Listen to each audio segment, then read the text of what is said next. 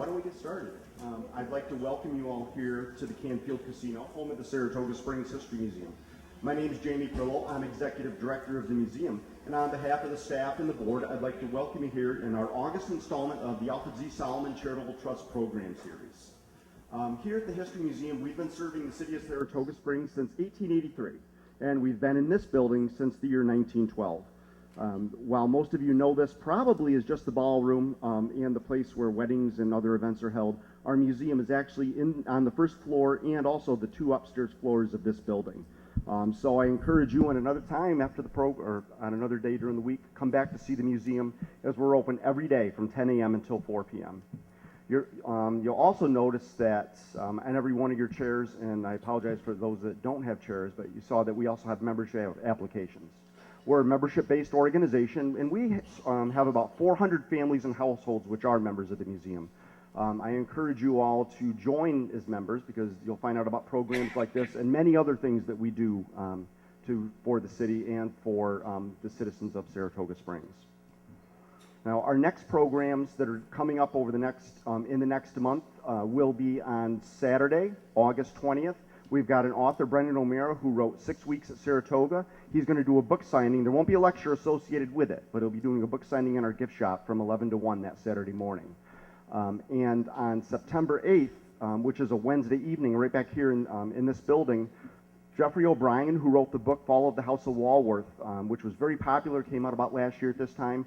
It's coming out in paperback, and he's going to come back and do a reprise of his program for us. So we really look forward to that, and I hope to see you all back here then. But tonight we're here for a different program. We have a special presentation by a member of the museum, Lieutenant Greg Veitch.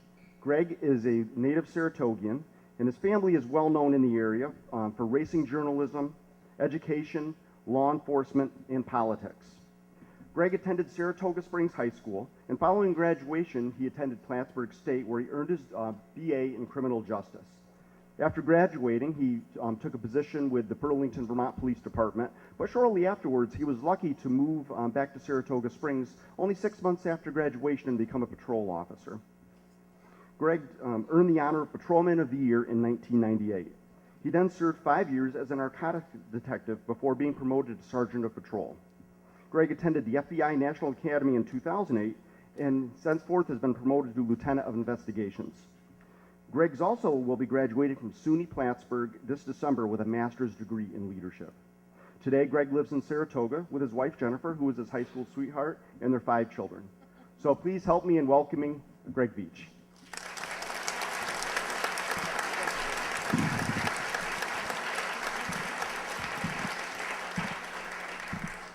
Thank you, Jamie, and thank you for having me here. And I'm going to start tonight by telling a little bit of a family legend and kind of introduce how I came to be standing here today talking about this particular case.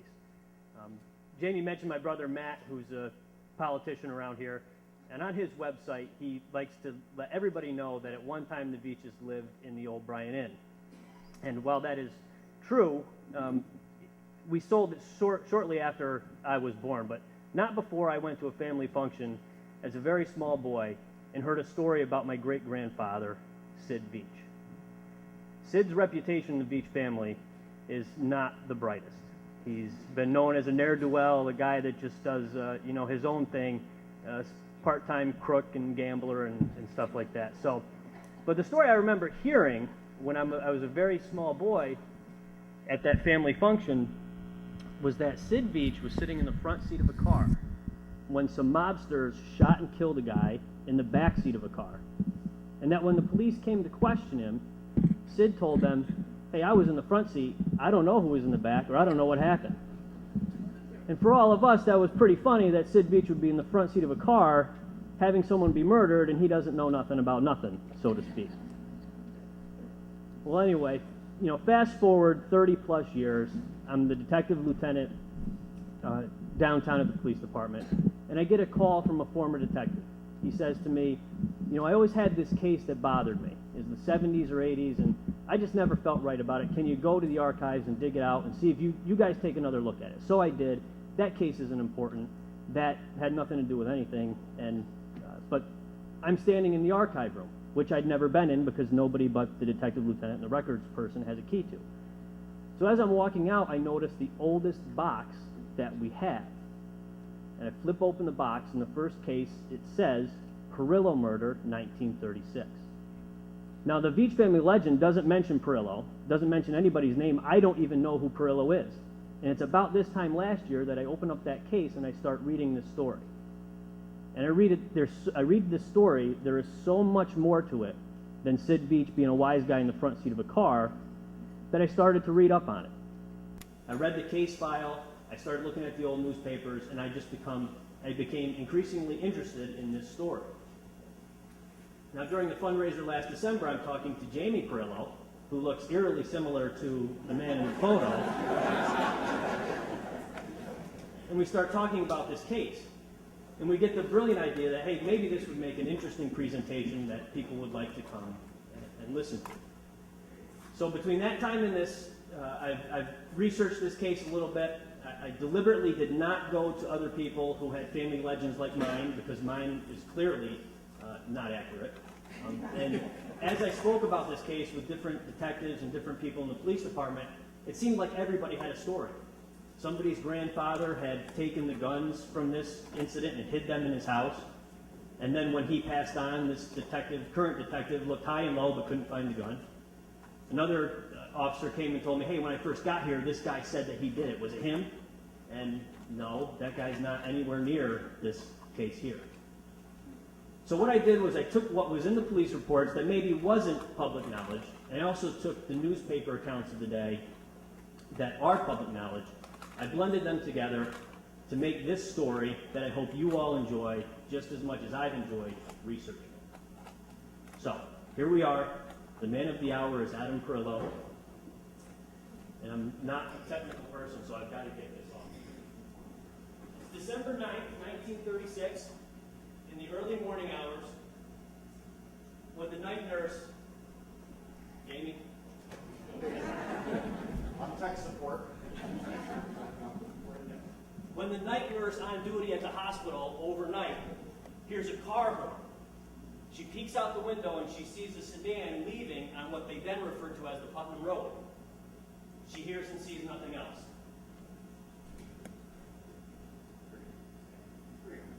She sees and hears nothing else until a half an hour later, when she hears a rapping on the hospital door. She answers the door, and there's a man, shot 4 times, begging, help me, help me. It's Adam Parillo. She grabs an orderly, another nurse, they bring him right into the emergency room, and in the meantime, the police are called. Patrolman William Lucas and Patrolman Theodore Winship arrive. Now, Patrolman Lucas, at some point prior to this, had been suspended for neglect of duty for a short time. And Officer Winship had less than 1 year of service. But Officer Winship arrives, and they both know who this is. Everybody knew who Adam Parillo was. And everybody referred to Adam Parillo by his nickname, which was Effie. That's how it's in every other notation, every other reference I've seen about Adam Parillo's nickname is Effie. However, Officer Winship writes in his report, E-I-F-F, which I guess is F. So, what we have here is Officer Winship arrives, and when he gets there, that's the scene. Parillo's being operated on by Dr. Anderson and the nurses, and this is his original police report. And I realize it's difficult to see, so I'm going to read it word for word, but this is what Officer Winship says happened. Arrived and went right to emergency room. Dr. Anderson and 3 or 4 nurses in attendance.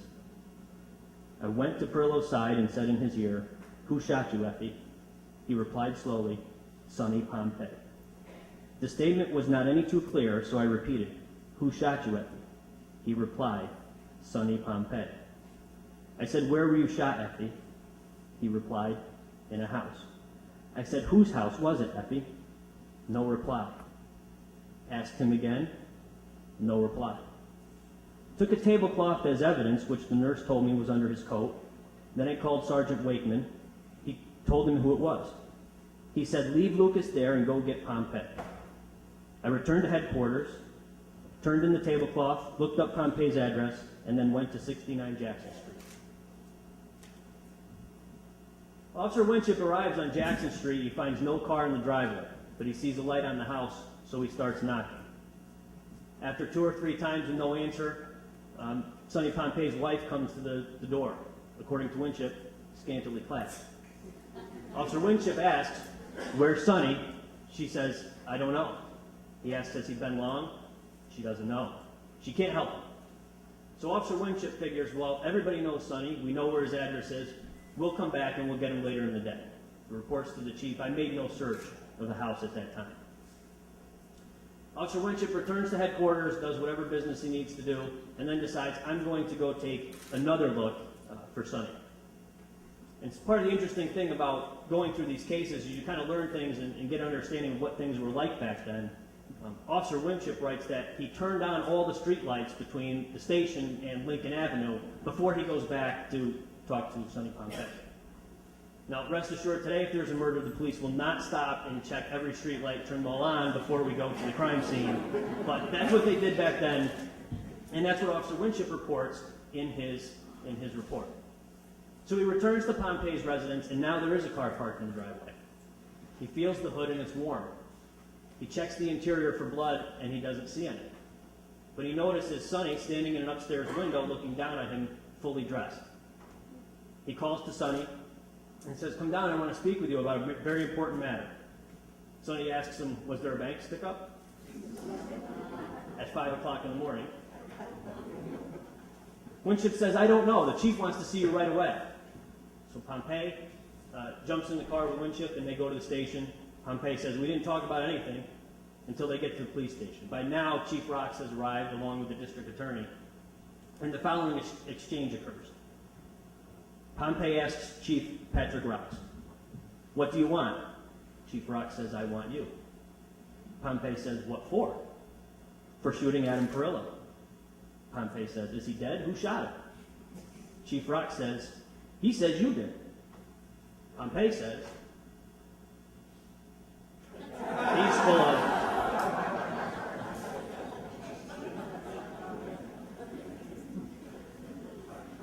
So back in those days, they weren't concerned with Miranda because it didn't exist. Pompey's held for 36 hours and questioned by the police and the district attorney.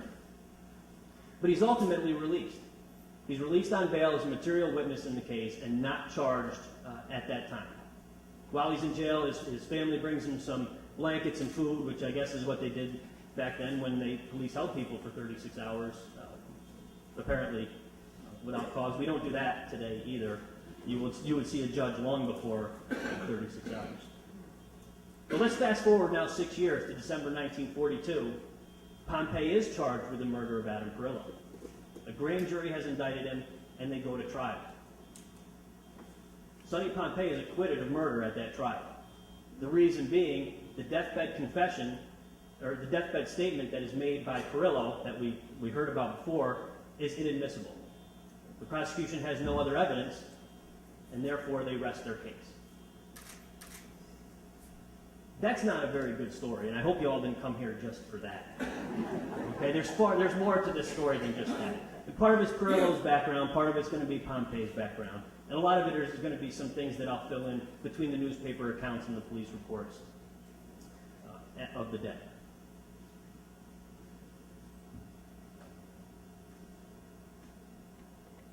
This is the headline, of course, of the Saratogan the day after the murder.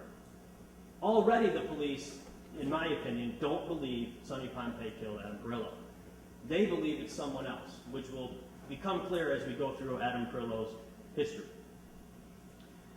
But gang guns slay Parillo, Saratoga found dying at doors of hospital. It says that, obviously Sonny's questioned, but clearly the name of this presentation is Vengeance Long Planned, and that's what the chief of police referred to this as. The motive being murder, or the crime being murder, the motive being vengeance, long planned. This is Adam Parillo from the newspapers, and Adam Parillo from a release photo from a prison in Canada. But Adam Parillo first comes to the attention of the police in 1912 for truancy in Saratoga Springs. As a 16-year-old, he's sent to the Rochester Institute for Boys for being a truant in Saratoga Springs. Now, hopefully back then, as it is today, your first offense of truancy would not end you up in Rochester Institute for Boys. However, this is his first notation in Parillo's criminal history report. Next, he's charged with vagrancy in Buffalo.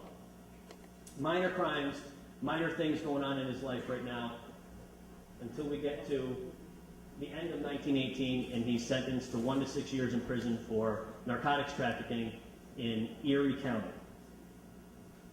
Now he's in jail, and he's going to be on parole for a while. He's in and out of jail, he gets paroled, he's sent back out on the streets, and he's not done with his criminal career. In 1920, he's charged with highway robbery in Youngstown, Ohio, sent back to prison, re-paroled. In July of 1921, he's charged with burglary.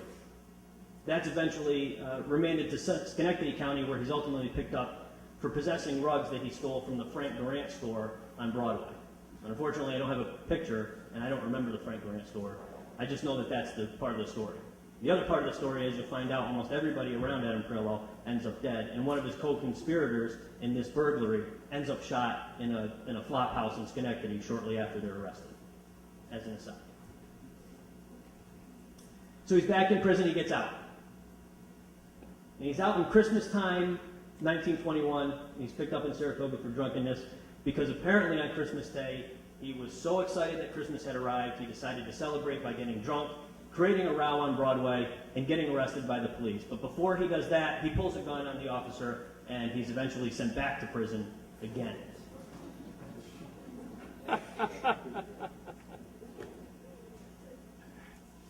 Now, he's in and out until May 27th, 1924. He's finally out, and his parole is over. May 27th, 1924. He lasts less than a week until April 1st, 1924. He finds himself in this tunnel in Montreal, Canada. And it's not that he just finds himself in this tunnel in Montreal, Canada. What he's doing there is robbing a bank messenger car with 11 other Confederates. And not only are they robbing a bank messenger car of $142,000, they're engaging in a shootout with the bank messenger security. And while engaging in a shootout with the bank messenger security, they kill Henry Clairot, one of the bank messengers. Now, I happened to be in Montreal at the time, so I looked up this place, and according to someone I know in Montreal, they said they don't really do roads or bridges in Montreal, so it probably looks the same. I don't know if that's true or not, but what I do know about this location is that this shooting and this robbery attracted the attention of a railroad constable. And just off to the right in this screen is a huge railroad yard. And you can see it's a railroad overpass, but it draws the attention of a railroad guard who runs down a brick wall and engages the bad guys in a shootout. He runs out of ammunition and runs back to the railroad place, which I would do.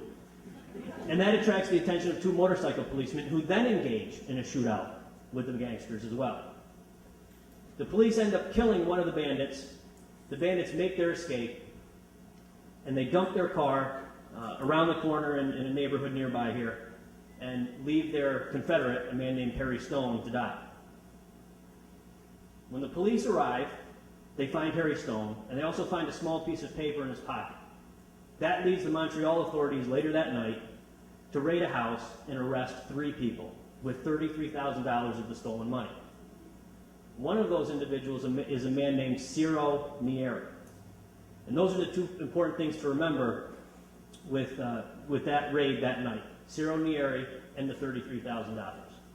The first important part is that Ciro Nieri immediately decides he's going to be an informant and rat out the rest of the gang, 11 members in all, including Adam Parillo. Ciro Nieri is an Italian national, and the people that he claims are in this gang are all high-level Montreal underworld figures.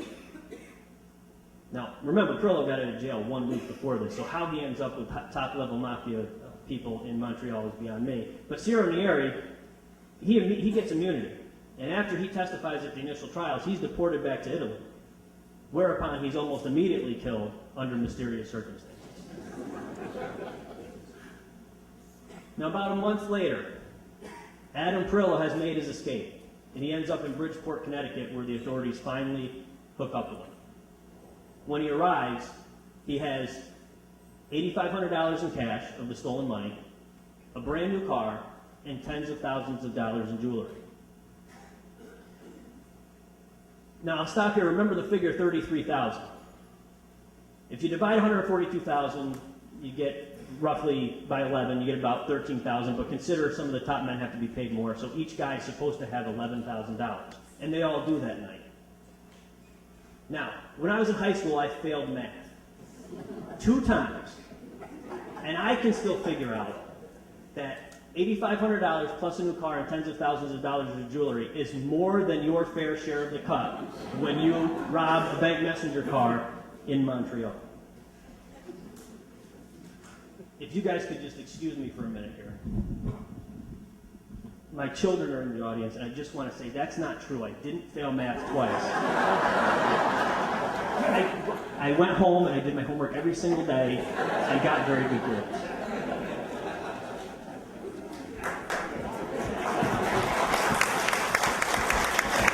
Well, don't clap because my mom's sitting behind me and she's saying, I don't remember that at all.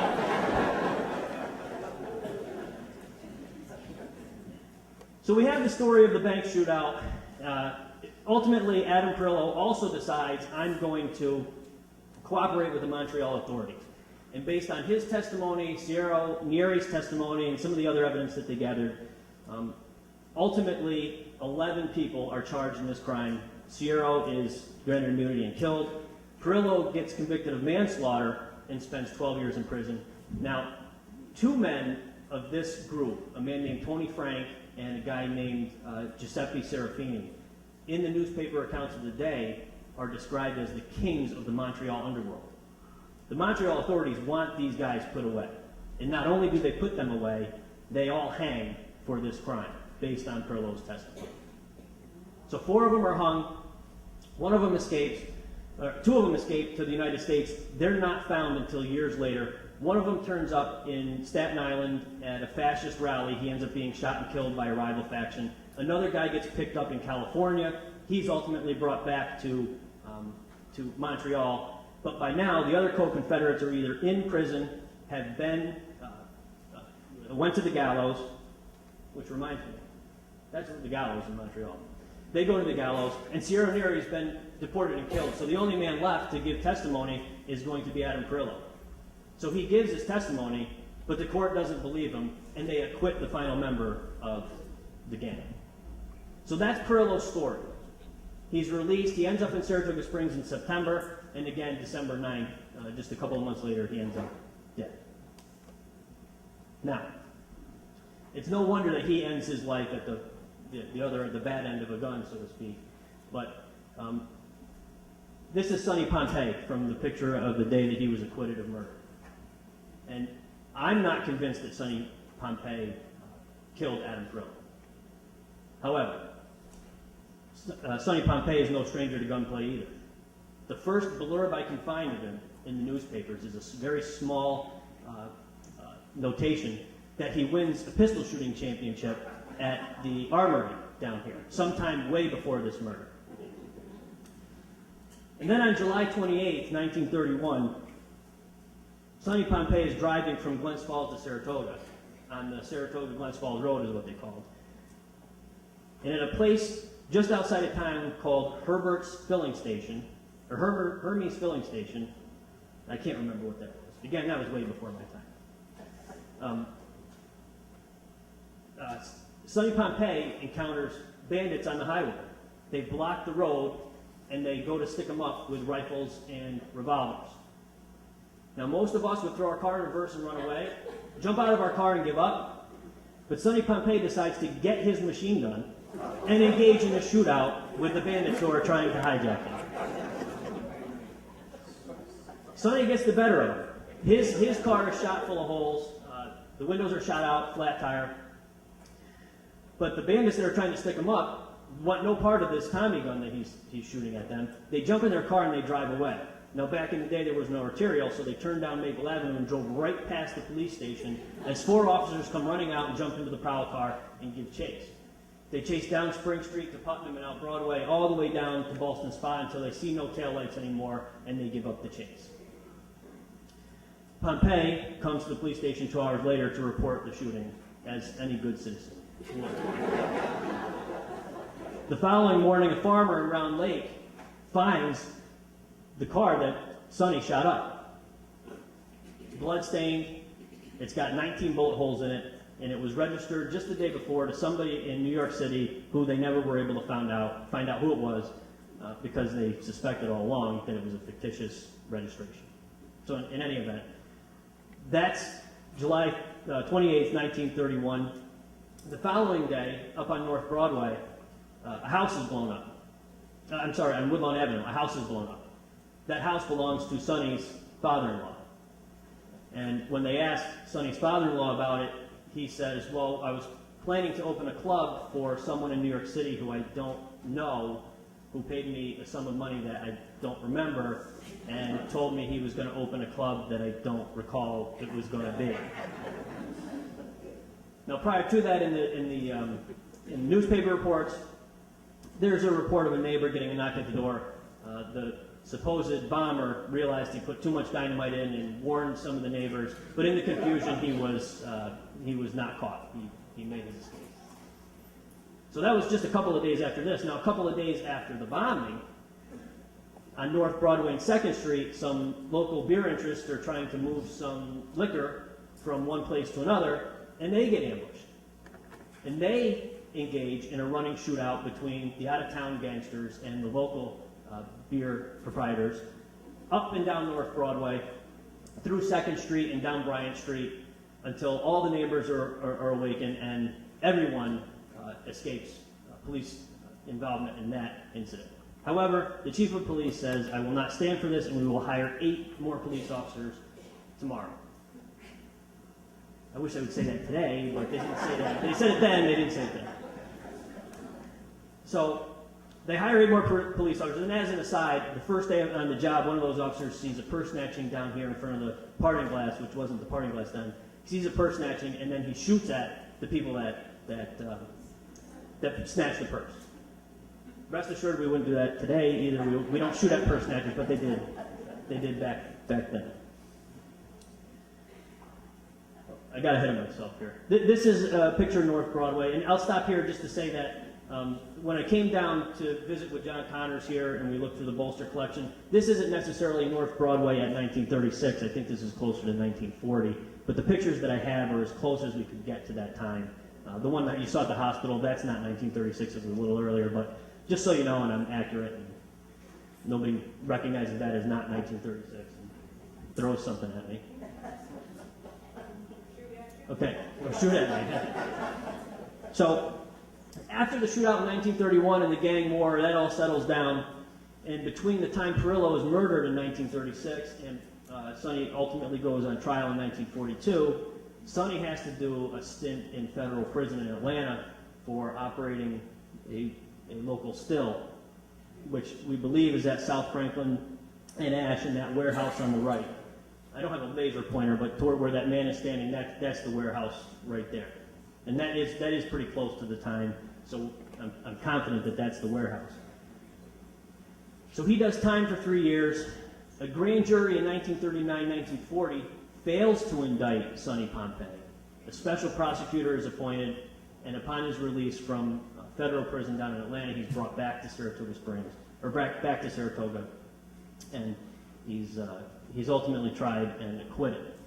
Now, as the story goes, as you read through the newspaper account of the trial, it's very clear that the judge is not letting the deathbed sentence in. And you know, I didn't see any of the district attorneys here, but my understanding is, and I'm not a lawyer, but if you are, a deathbed confession is only admissible if the person knows they are dying and they understand that there's no hope for recovery.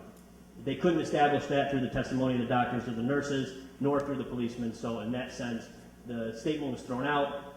The jury was sent to the jury room with instructions to come back with an acquittal, and they do in less than 5 minutes, to which the defense raises an objection. Do you think they were out long enough, Judge, for this to be a valid verdict? And the judge assures them, yes, I told them to come back with an acquittal. He's acquitted. So, No one's ever in prison for the murder of Adam Parillo. And again, I'm going to say I don't necessarily think that Sonny Pompey did it, no matter what Adam Parillo says. Not only do I not believe it, but each of the officers who testified at his trial said, I would not believe Adam Parillo if he was sitting in the other chair telling me that I was giving testimony today. So his reputation, Adam Parillo's reputation was no good. I'm sorry to say it. Even though you look like him a little bit. But your reputation is sterling, I might add. Okay, so that's where we're at.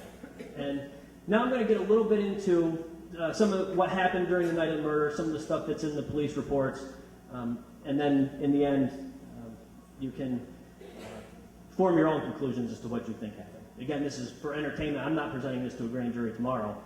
I'm satisfied that this will forever remain a mystery. The night of the murder, Adam Parillo and Sonny Pompey actually spent several hours together at the Adelphi Grill.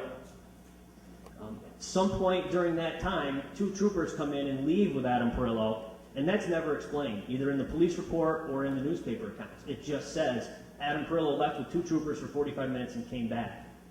He spends a good amount of time with Sonny Pompey that night. And Sonny actually gives Adam Parillo $25 for his rent. What that means to anybody, I don't know. But clearly they weren't fighting just a couple hours before he shows up at the hospital with the 4 bullet holes. At some point he leaves the Adelphi Grill and he's headed towards Jock's Lunch, and he never shows up. Now a newspaper account says that Adam Parillo was walking down Circular Street in front of the old Congregational Church, which is now the condos at Circular in Lafayette, and that a car full of people pulls up with fedora hats, if that makes a difference, and shoot at him as he's walking along the sidewalk. The story further goes that he runs away and falls into this area down here, where the gunman ultimately gets out and pumps more bullet holes into him. Parillo finally goes down for good. 2 other individuals jump out of the car, they drag him into the car, and he's gone. I couldn't find that anywhere in the police reports, but that's in the newspaper accounts. But what I did find in the police reports were 2 residents of Circular Street who heard gunshots the night of the murder. One, and then followed that 3 or 4 in quick succession after a short pause. So it seemed to me that was a relatively legitimate story that made it into the newspapers. But again, it wasn't in the police reports.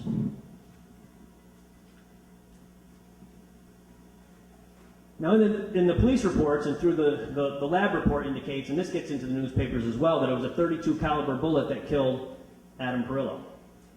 And what's not in the papers, but what is in the police reports, is that Adam Parillo Sonny Pompey was in Utica the night before the murder, getting a swivel attached to a gun of the same caliber that killed Adam Parillo. I'm still not convinced. In the police reports, Parillo's car and other men's car are all checked for blood, and none is found.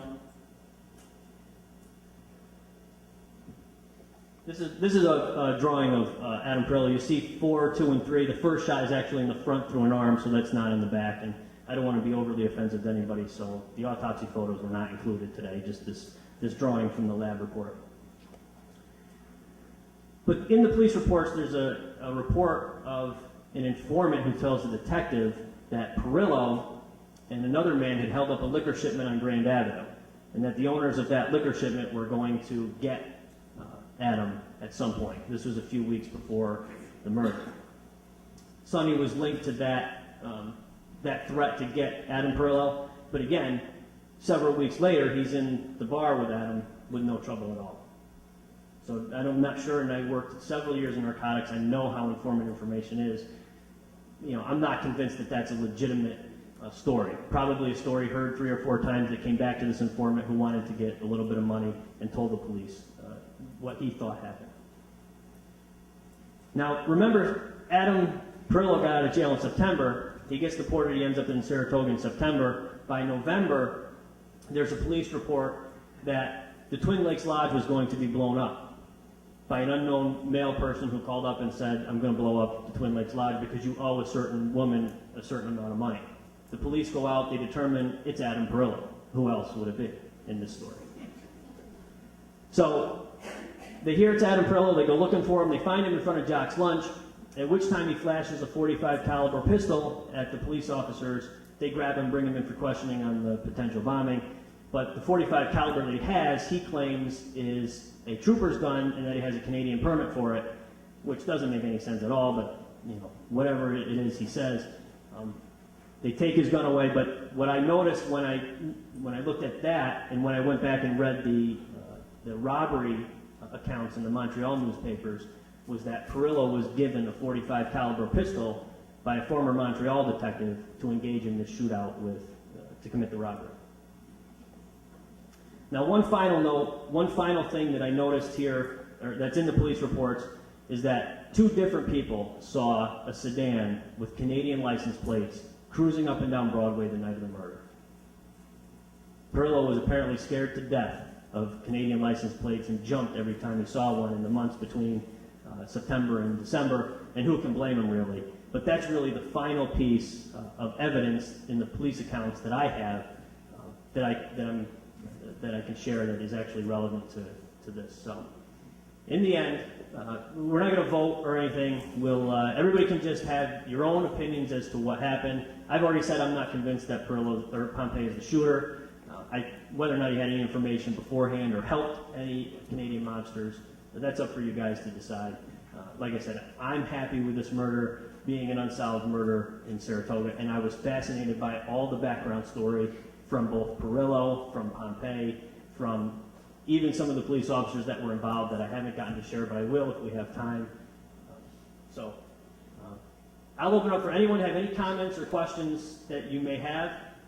And if you know more of the story than I do, again, remember, I only restricted it to what's in the police reports and newspapers. Everybody I've talked to has a story. So, go ahead. Isn't it rather strange that no mobsters from Canada were ever questioned or ever said anything while they were in prison? The real information ever came out that, yes, I was a hitman, I went down to Saratoga. Yeah, I think so. That is certainly an interesting point. I'm not convinced that they could get here and find Adam Parillo without help from someone who knew it here. But that's a good point you make. Sure. Anyone else? Come on, there's 150 people here. What happened to the troopers speaking to him the night of the crime? Were they fake troopers? My take on that is that was my initial thought. Having, like I said, done narcotics, that's not unusual.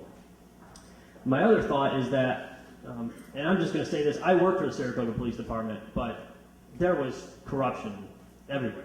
They failed to enforce gambling laws. They failed to do a lot of things. They ran money for casinos and everything. So, part of this whole story that I didn't really get into because we don't have time, which I find interesting only because I work there now, is that just because 2 troopers talked to him, they might have been warning him that somebody was coming. They might have been encouraging him to do whatever. They may have been on the take. I don't know. And again, it stops there. That's all there is to it. Is the newspapers and the police reports say the same thing. 2 troopers talked to him for 45 minutes, and there's no explanation. I wish I had one, though. In the far back? You mentioned that Adam gave that name while he was in the operating room Yes. to a police officer. Yes. Were there other people in the operating room who could testify that they heard that same name? The prosecution tried all of that, and again, the point is that in order for a dying declaration to be admissible, the person has to know. I know, but you can't understanding of it. They tried to get that testimony in through all of the different people that were there. That's not my question. Oh, I'm sorry. My question is, were there others in the operating room who heard him say that name, or was there only one person who heard him say that? No, there were others. They just wouldn't let him say. Okay. But again, if you look at those, and I'm going to kind of go back here. If you look at those bullet wounds, he wasn't seated in a car. He says he was shot in a house, and I believe the story about Circular Street. So if he's going to lie about being shot in a house, why wouldn't he lie about, who shot him? the Montreal authorities or the Montreal jury didn't believe him when he was the only person saying this last person was involved. They acquitted him. All the police officers said at trial, we don't believe Adam Parillo at all. And we went through his criminal history. I don't believe him. My question is, was there any relationship ever proven between him and the scantily clad Mrs. Conway? No.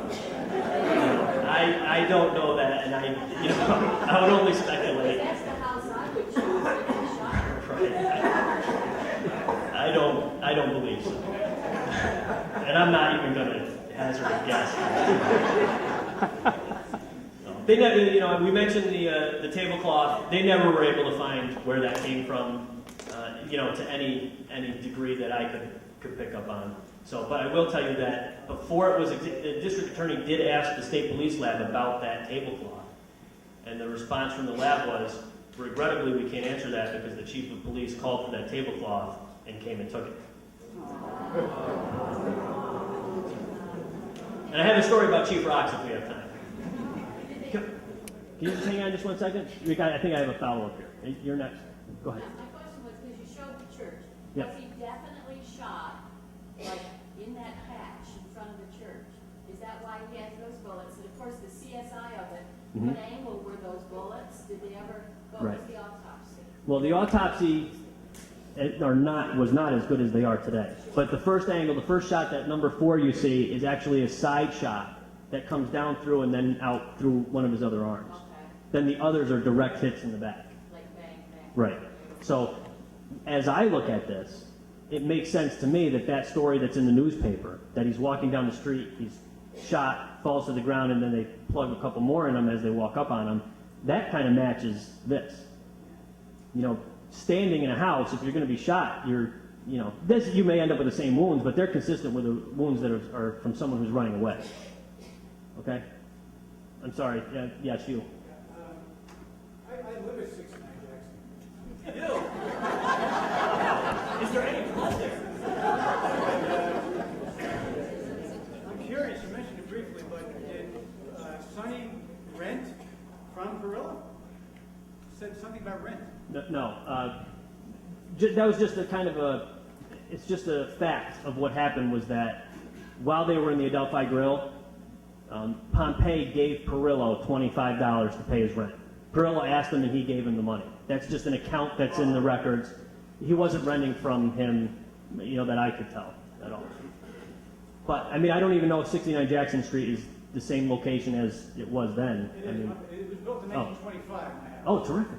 Can we go with one of those lights? There are some hiding spots in there, and I was told it was built by Prohibition guys. Yeah? This is after Prohibition. You should have called me before. We could have put all that stuff in there. Thanks. Yeah, go ahead. All these shootings and hijackings, were they common happenings during the day or not? Today, any one of them would be a big story in the New York Post. Did things like that happen that weren't that notable? Yeah, the question was, were these shootings that we talked about during the gang war up on North Broadway? That's Well, you mentioned hijackings, Right. people getting shot here and there. Any one of them would be a big story. sure. today. Yeah, yeah, they would be. And as I go through, you got to remember, I'm looking through all these, and I found a number of murders and shootings and incidents that the police were involved in, but it's over 50 years. And I put them all together, and I'm like, oh my God, Saratoga was like the worst place ever. But, and then as I go through my career, I remember a lot of things that seem to me like it's a lot, but I got to remember that was over 16 years all these things happened. So, yeah, look, if we had 3 shootouts on North Broadway, yeah, I wouldn't be standing here today. I wouldn't get any sleep until we found it. But there's a lot of things, and in order for me to get into it, I'd start talking about gambling and them not enforcing it. And I really want to read this story about something that happened on Beekman Street, which I think everybody will enjoy before we go. But it seems to me like there was a lot of that. Everybody's got a machine gun, everybody's got a gun. The whole thing is it's fascinating to me. It was not gun control back then. Yeah, correct. Yeah. Yep. You pull a gun on a policeman in Christmas because you're happy it's Christmas, and nothing really happens to you. Hopefully it's not that way today, but So your conclusion, in your years of experience, what do you think? Do you think that the Canadian car I don't want to, no, I don't. I do think, if I add it all up, to me, it makes sense that it would be some sort of Canadian interest.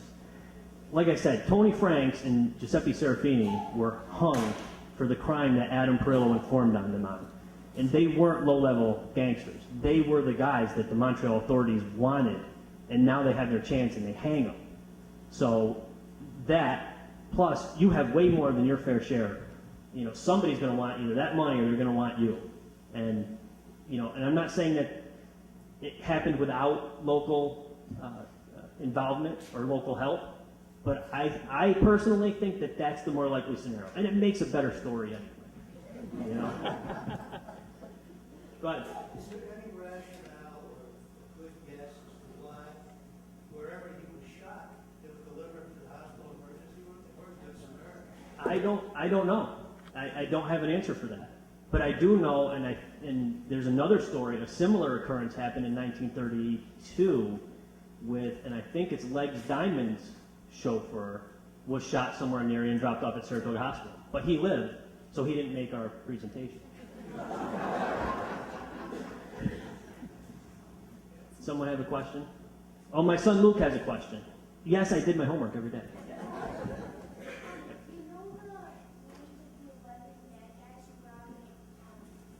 He's asking me if I know the names of the 11 bad guys that robbed the bank truck. I know Ciro Nieri, I know Adam Parillo, I know Tony Frank, Giuseppe Serafini and his wife, Louis Morel was the ex-Montreal detective, and a man named Frank Gambino. Those are the names I remember. I can't remember. Well, I had to think of everything because I was afraid I was going to come here for 10 minutes and be done, and everybody would, you know, walk out on me. But When did Sonny die? when did Sonny? I don't know. That's not something I even thought about. So I didn't. Once he was acquitted, I was done. Well, we only have 5 minutes. Okay. Whose last name? You'll have to Google by the time. Eonpay. Okay. All right. Does anyone else have any questions? I don't want to. Adam Parillo was a Saratoga native. Yep. Which brings it full circle, and you know we're in this history museum, so this is where we are. But you know, as I went through this again, I learned a lot of different stories. If anybody has anything along the lines of crime, gambling, gangsters, anything you want, if you enjoyed this presentation and you would like to hear something else, please just let myself or Jamie or any one of the board members here know. Become a member, and then you can email Jamie right directly, and we'll be sure to get it for you. But let me just make one comment about Saratoga. It was in 1951, during the Kefauver Commission, it was described as wide open. And I really believe that was the case, and I really have to say that I think the citizens of Saratoga Springs wanted it that way. I think the people of Saratoga really didn't mind the fact that this was the place that you could come where gambling wasn't enforced. They really weren't interested in whether or not the cops were going to shut these places down. They were interested in gangsters, mobsters, and vice and crime and everything like that. And I have a story that proves that, and I'm going to read that to finish this up.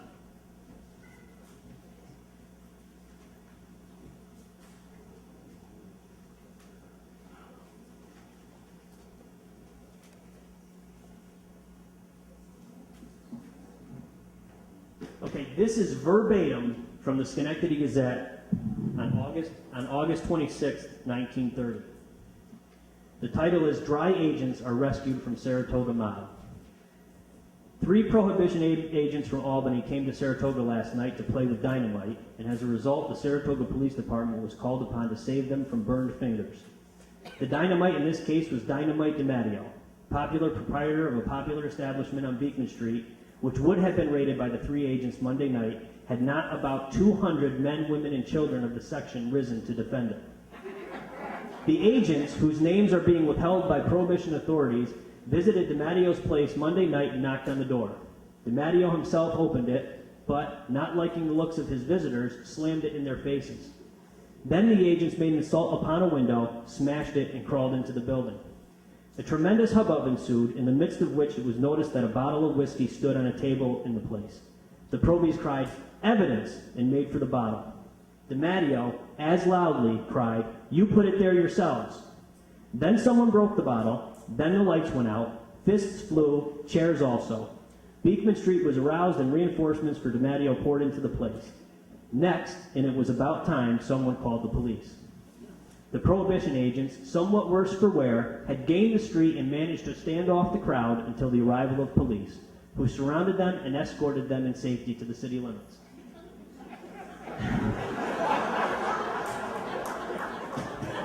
No arrests were made by either probies or police.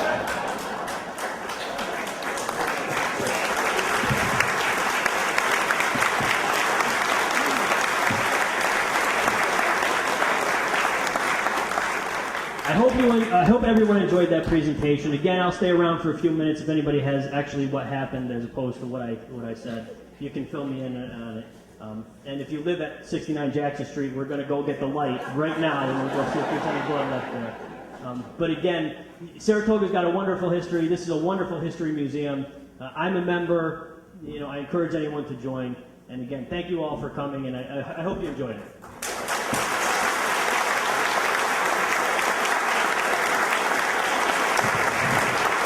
Thank you again for coming this evening, Greg. Thank you for a very interesting and excellent presentation. We invite you to come back to the museum at any time, and again, hope you become members. Thank you very much.